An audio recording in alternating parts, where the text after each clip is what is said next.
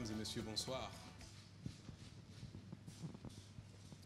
Vous savez, dans certaines circonstances, recevoir chez soi le FMI ou s'y rendre n'est pas une gloire. Mais en ce qui nous concerne et qui caractérise la présente visite du fonds à Cotonou, Madame la directrice, permettez-moi d'exprimer sans retenue le grand plaisir et la fierté que nous procure la visite du fonds à Cotonou. C'était il y a bientôt un an et demi, en septembre dernier, 2016, que je vous ai rendu visite à Washington.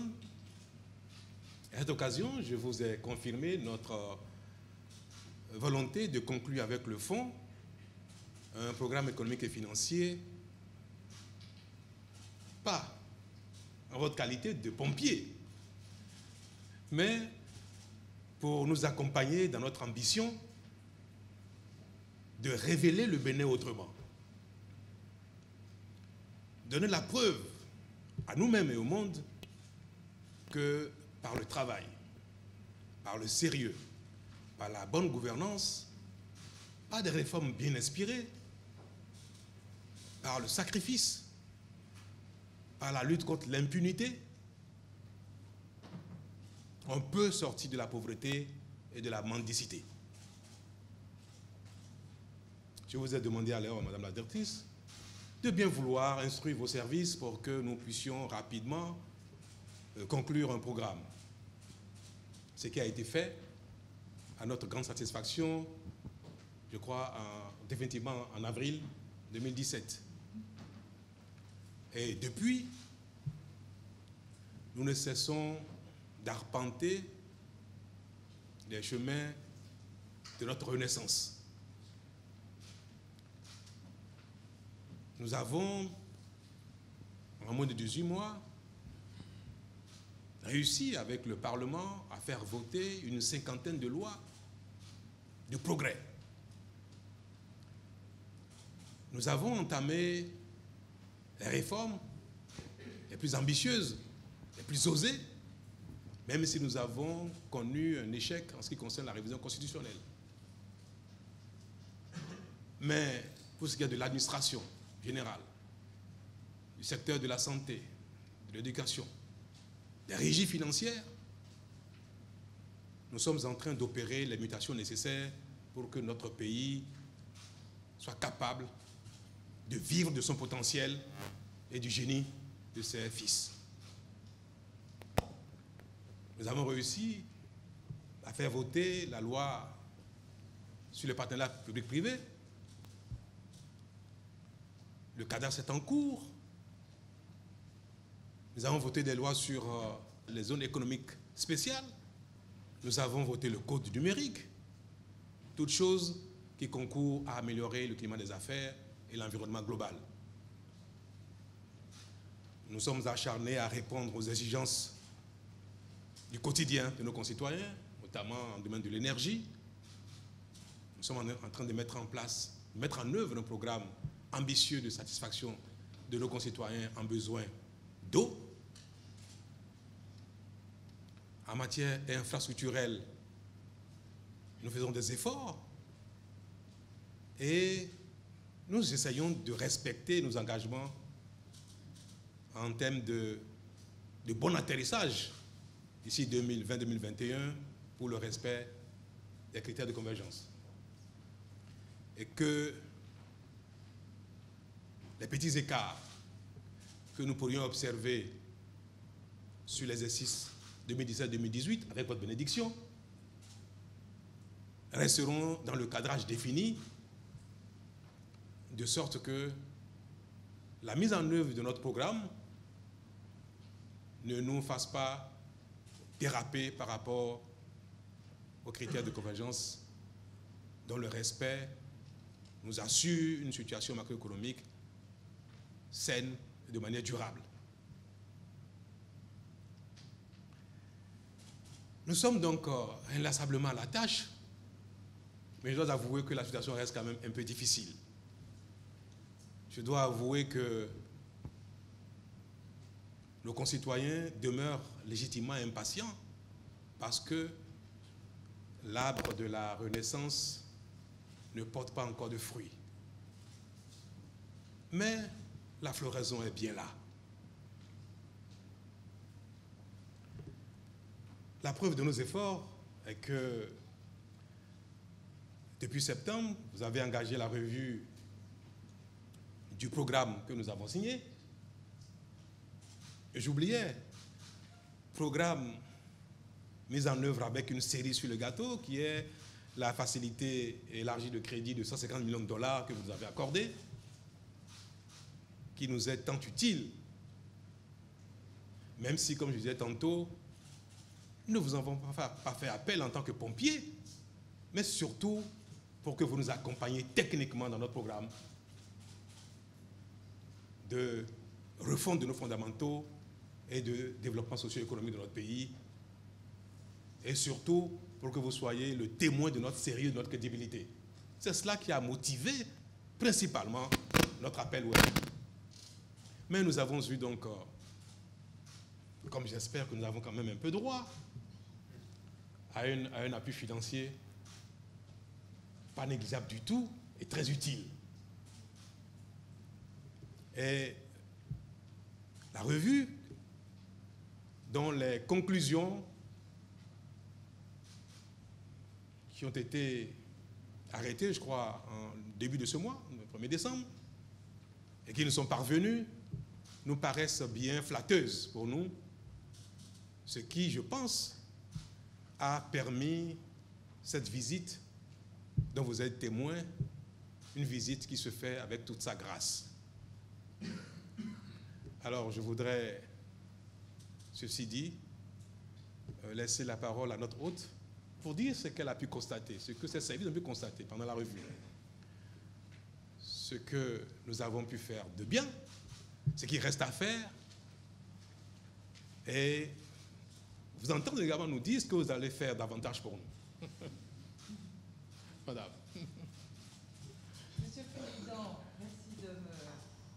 merci de me céder ainsi la parole, mesdames et messieurs de la presse.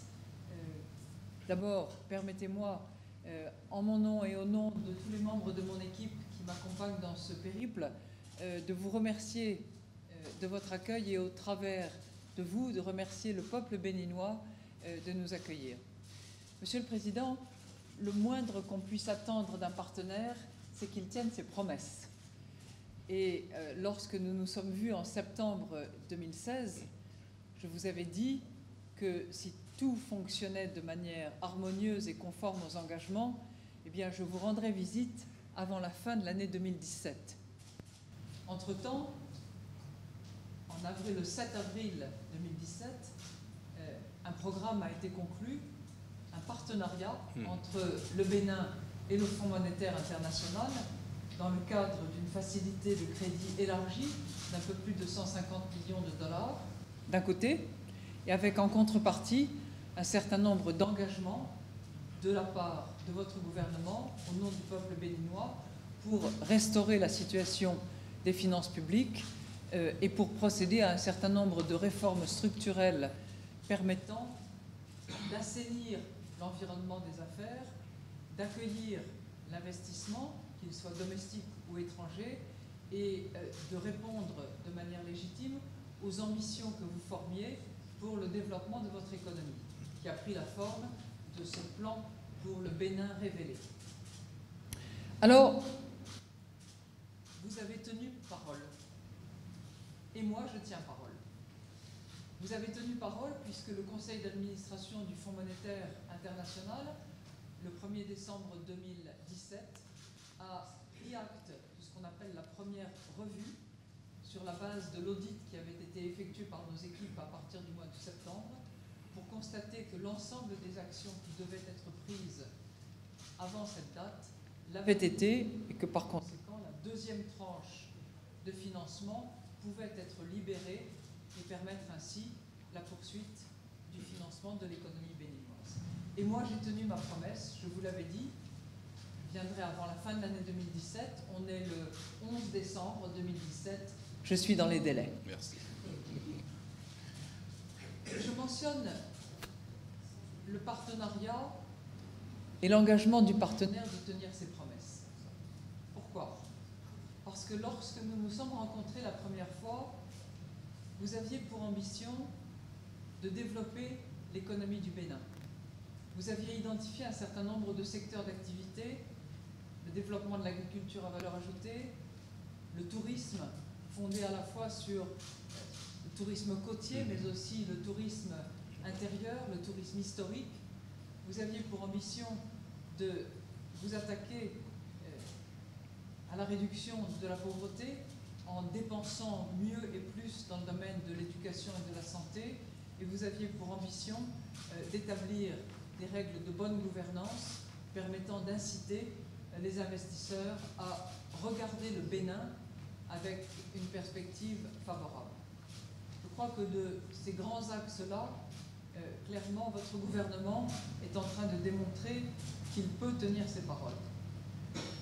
Lors de nos discussions, nous avons évoqué certains de ces axes. Je vous ai fortement encouragé à continuer sur ces voies-là, à continuer ces perspectives de développement, d'assainissement, d'inventaire aussi des années passées, inventaire dans le cadre duquel nous allons bien sûr vous soutenir dans le cadre de l'audit qui nous paraît nécessaire, poursuite également du financement dans le domaine de l'éducation et de la santé, dont je sais qu'on n'est pas tout à fait dans les clous par rapport aux engagements du programme, mais dont je comprends que les obstacles administratifs ont dorénavant été écartés et permettront de tenir les engagements, ce qui me paraît tout à fait essentiel pour participer à la lutte contre la pauvreté dans le pays.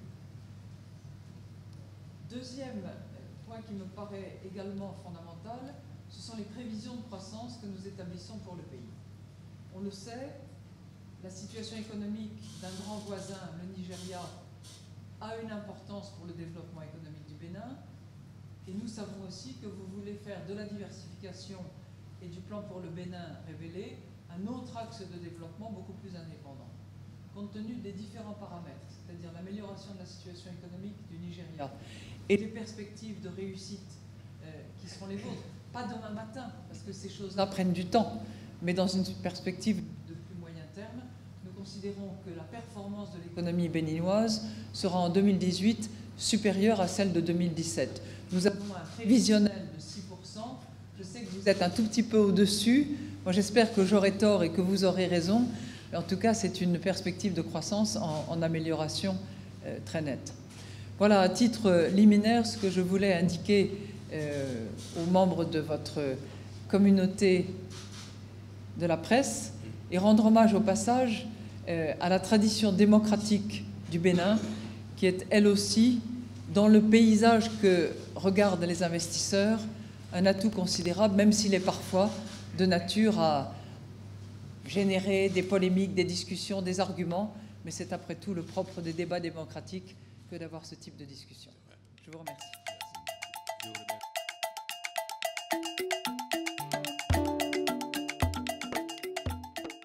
Vous venez de le dire vous-même, le Bénin aura été un bon élève. Ma question, c'est de savoir quel sera le bonus pour cela.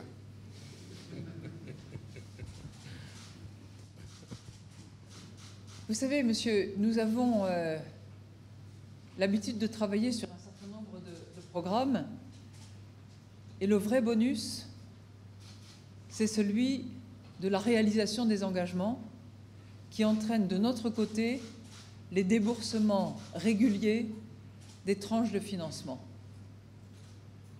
J'ai vu depuis 7 ans tant de programmes en dehors des clous, en retard, avec des actions ou des engagements non tenus qui nous amènent à retarder les réunions de conseil d'administration, à différer les déboursements, que là, je me réjouis que les réalisations soient en place, grosso modo, et qu'on ait pu, dans les délais prévus, tenir le conseil d'administration et débourser la tranche de financement d'à peu près 22 millions de dollars. C'est ça le vrai bonus. C'est le respect des engagements de part et d'autre. J'aimerais bien être le Père Noël, mais ce n'est pas le cas. C'est déjà pas mal. Mais c'est déjà pas mal. Merci. Merci. Bonjour Madame Lagarde et bonjour Monsieur le Président. En fait, vous venez de rendre un hommage. Ma question va rejoindre un peu celle de Monsieur Henri Ndasekou. Vous venez de rendre un hommage à la démocratie béninoise et tout. Et je vais poser une question un peu générale. Est-ce que parmi les conditionnalités que vous fixez aux États, avant de les accompagner, vous avez ou vous allez introduire les critères de respect de la démocratie et de respect des constitutions? Autrement dit, est-ce que le FMI accompagne les pays où les présidents s'éternisent au pouvoir? Merci.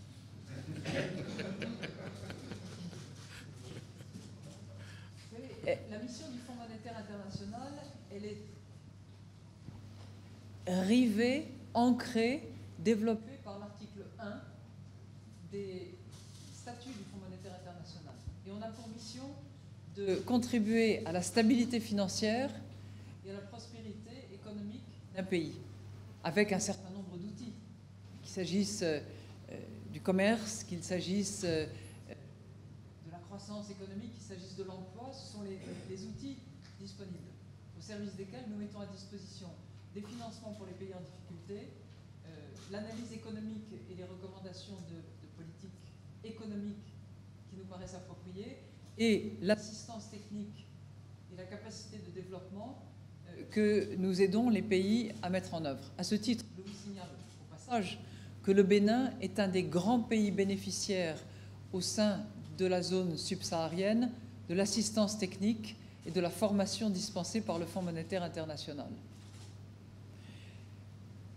Mais jamais nous ne jouons un rôle de nature politique. C'est ainsi depuis 70 ans et ça a, je crois, été le gage d'un rôle actif, parfois de pompier, Monsieur le Président, parfois d'architecte, mais uniquement dans le domaine économique. Merci beaucoup, Madame la Directrice Générale du FMI. Je vous ai vu tout à l'heure très optimiste lorsque vous évoquiez la situation du Bénin. Je voudrais que vous nous dites un peu ce qui fonde cet optimisme-là que vous avez par rapport au Bénin, par rapport à l'économie béninoise, par rapport aux perspectives et surtout par rapport aux engagements pris par le gouvernement. Merci.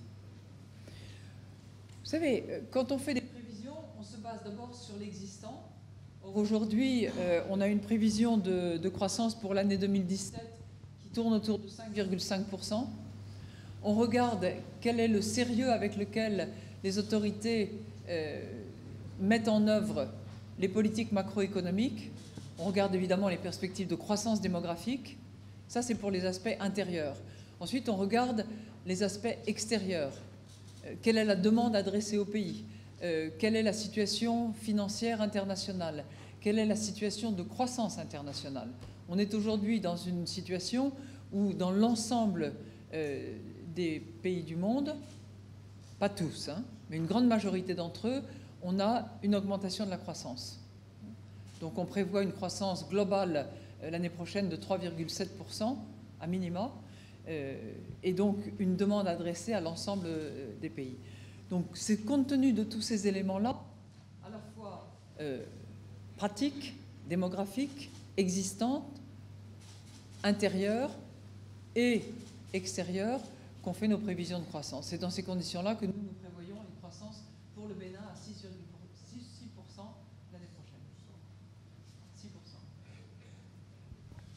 Puis on a d'excellents économétristes qui font de la modélisation de haut niveau, qui leur permettent, en consultation avec la mission particulière du pays, dont le chef est d'ailleurs présent ici, Norbert est là, le représentant résident au Bénin du Fonds monétaire international est là aussi. On vérifie évidemment un certain nombre des hypothèses pour travailler ensuite sur une estimation la plus précise possible. Bonsoir, Delphine Bousquet de RFI. Si je résume, vous dites que le gouvernement est sur la bonne voie, mais il peut mieux faire dans le secteur social pour réduire la pauvreté. Vous l'avez dit à plusieurs reprises, le FMI a aussi un rôle d'accompagnement. Qu'est-ce que vous avez donné comme indication ou comme recommandation au gouvernement afin justement d'orienter plus sa politique en ce sens? Merci. C'est ce que j'appelle le filet social indispensable. C'est le social safety net. Je ne sais pas très bien si le filet social c'est très approprié, mais c'est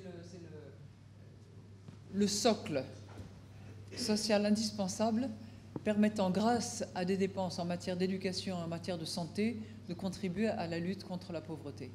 Il y a des objectifs qui sont prévus dans le programme, qui doivent être tenus, qui n'ont pas été de manière absolument parfaite lors de la première revue pour des raisons administratives que j'évoquais tout à l'heure, et dont le gouvernement me donne l'assurance qu'ils seront écartés afin de tenir les engagements. Donc moi, je serai très attentive au respect de ces engagements de financement en matière d'éducation et de santé pour que ce filet de soutien social, ce socle social indispensable, soit bien réalisé pour la prochaine revue. Madame la directrice, si vous permettez, c'est une question essentielle pour nous et j'aimerais rajouter quelques mots pour davantage restituer nos échanges. En effet, le FMI nous a interpellés sur nos investissements prévus dans le secteur de la santé et de l'éducation pour rester conformes aux critères et aux engagements que nous avons pris au début du programme. Il faut avouer que nous avons par nous-mêmes de grandes ambitions dans le domaine de la santé et dans le domaine de l'éducation. Je vais rappeler aux uns et aux autres que les investissements dans le secteur du social ne se voient pas seulement à travers les distributions d'argent. Parce qu'au Bénin, c'est bien malheureusement ce que nous attendons par le mot social. Et si notre ambition est de contribuer à lutter contre la pauvreté avec des investissements à effet durable, nous n'avons pas toujours pu afficher dans nos programmes ce qui relève de ce que parfois on attend de nous en termes social. Mais dans le secteur de l'éducation et de la santé, nos ambitions sont de très haut niveau. Et le FMI peut le confirmer, mais malheureusement, nous n'avons pas atteint nos objectifs pour deux raisons essentielles. D'abord, dans le domaine de l'éducation nationale, les investissements prévus n'ont pu se faire parce que ce secteur a besoin de réformes. Et vous savez, en matière de réforme, ce n'est pas évident, les choses ne vont pas aussi vite qu'on l'espère. Nous avons mis plus d'un an, on n'a même pas encore terminé, plus d'un an à faire le diagnostic du système et de ce qui fait que le peu de moyens investis ne donne pas ses effets et nous avons l'impression que nos moyens sont gaspillés. Le secteur ne va pas bien. Nous savons tous très bien que l'école ne va pas bien au Bénin. Mais est-ce qu'il faut investir de manière aveugle? Il faut impérativement faire le diagnostic, déterminer ce qu'il convient de faire mieux et le mettre en œuvre. Sur ce plan, les choses ne sont pas allées très vite, c'est vrai. C'est pareil pour le secteur de la santé. Nous savons également que nous ne sommes pas performants, que les investissements ne donnent pas les effets escomptés, et que dans ce domaine, il faut davantage investir, mais investir mieux. Il faut également faire le diagnostic, préconiser une réforme et la mettre en œuvre. Et vous savez très bien que dans ce domaine, il y a une fronde. Parce que tout ce qui s'appelle réforme est mal perçu, mal reçu, parce qu'on craint de perdre des acquis. C'est également ce qui a fait que dans le domaine de la santé, nous avons un peu de difficulté à mettre en œuvre, d'abord à finaliser la réforme qui est en réflexion et à la mettre en œuvre. Mais une chose est claire, nous n'allons pas continuer d'investir, de gaspiller nos ressources dans des secteurs qui ne donnent pas une réponse positive à l'investissement. Madame la directrice, si les choses doivent être retraites davantage, n'hésiterons pas à attendre. Parce qu'il est important que nos maigres ressources, plus les ressources que nous mobilisons auprès des partenaires techniques et financiers, les impôts que nos partenaires collectent auprès de leurs concitoyens, qu'ils mettent à notre disposition, il est important qu'on les utilise à bon escient. On les utilise pour avoir des résultats visibles et durables. C'est bien pour ça que dans ces domaines-là, qui nous tiennent tant à cœur, bien avant le FMI, et même si le FMI, dans le cadre de notre programme, mesure nos performances et nos challenges, je vais quand même dire que ces choses-là nous tiennent à cœur plus que le FMI. Et donc, je voudrais vous rassurer et rassurer la presse que nous ferons les efforts qu'il faut, pour autant aussi que, au plan intérieur, nous comprenons qu'il est nécessaire d'opérer les réformes pour que les investissements dans ce domaine social soient productifs, effectifs et durables. Moi, je vais compléter parce que ça peut paraître étrange que la première revue ait été approuvée en dépit de ça. Mais c'est précisément parce que le FMI avait confiance dans la détermination à mettre en œuvre les réformes nécessaires pour rentabiliser les investissements dans ce secteur. Et je ne dis pas rentabiliser au sens économique, je dis en termes de résultats d'éducation et de santé, que nous avons néanmoins approuvé la première revue, confiant de ce que la détermination politique était là pour réaliser les ambitions dans ce domaine. Alors, l'idée qui circule la plus ici, c'est que quand le Nigeria, qui est à côté, souffre du rhume, le Bénin est complètement grippé et à froid. Alors, on dit ici que les réformes tendent essentiellement à devenir indépendants du Nigeria, indépendants par rapport à tout ce qui peut arriver au Nigeria. Est-ce que vous pensez que désormais le Bénin a pu s'armer suffisamment pour faire face à des crises du Nigeria, à pouvoir être complètement résurgent par rapport aux crises du Nigeria? Moi, je suis incapable aujourd'hui de conclure un diagnostic. Je pense qu'on n'est jamais, quel que soit le pays, dans une situation d'immunité économique et financière totale. On est profondément dépendants les uns des autres, et dans des sous-régions, surtout lorsqu'il y a des effets de seuil et de taille aussi importants, nécessairement, il y a une relation, non pas forcément de dépendance, mais de plus ou moins grande dépendance des uns à l'égard des autres. Donc nous applaudissons les efforts de diversification des sources de développement économique pour être dans une situation de moindre dépendance. Mais imaginez qu'on passe en immunité économique et financière à l'égard de ses voisins, je crois que ce serait un leurre, même si c'est une aspiration par ailleurs agréable, mais je pense que c'est pas réaliste. Nous n'avons pas l'intention de vivre dans une autarcie et de dire nous allons être indépendants de tout le monde et vivre dans en vase clos. Non, non, non. Mais il est important, c'est vrai, de développer notre niveau de production, de compétitivité, de développer beaucoup de valeur ajoutée au Bénin par rapport à ce pays, afin que le moindre séisme, le moindre secousse là-bas ne nous terrasse pas totalement. Et plus nous allons être capable d'investir au Bénin pour ce marché, on ne veut pas être indépendant du marché nigérien, mais on veut être indépendant de tout ce qui est exogène à la région. Aujourd'hui, le Nigeria nous sert beaucoup notre économie parce que nous importons et réexportons sur le Nigeria. Aussi bien légitimement, légalement, que par la fraude aussi. Et on ne peut pas construire durablement une économie sur ce genre de système.